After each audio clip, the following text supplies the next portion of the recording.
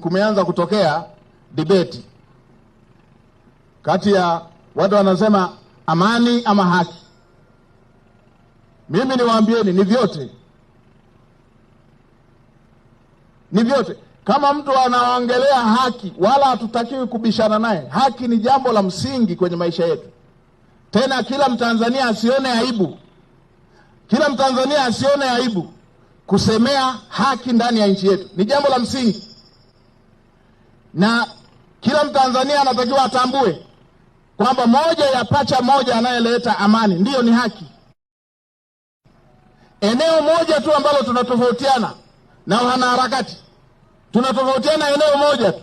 Wanapoongelea haki hawaongelee apata haki ambayo haina wajibu wowote. Hapa duniani haipo nchi yoyote ile ambayo ina haki tu haina wajibu wote wa kutimiza. Haipo.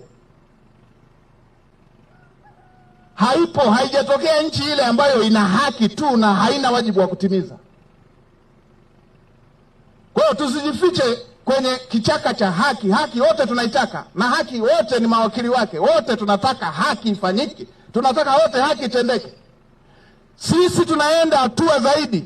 Tunasema tujenge taifa lenye wajibu, taifa lenye watu wanaowajibika, taifa lenye watumishi wa serikali wanaowajibika. Wajibu. Na katiba ya nchi yetu tulionayo hii hapa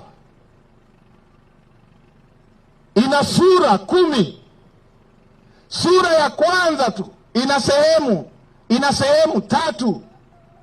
Sehemu ya kwanza inaelezea Jamhuri yenyewe ya Muungano wa Tanzania. Sehemu ya pili inaelekea mwelekeo wa serikali. Sehemu ya 3 inaongelea haki. Na kwenye haki, kwenye hiyo sehemu ya 3 inayoongelea haki, inaongelea haki na wajibu. Katiba yetu inaongelea haki na wajibu. Wale wanaoongelea haki peke yake wameitoa wapi hiyo?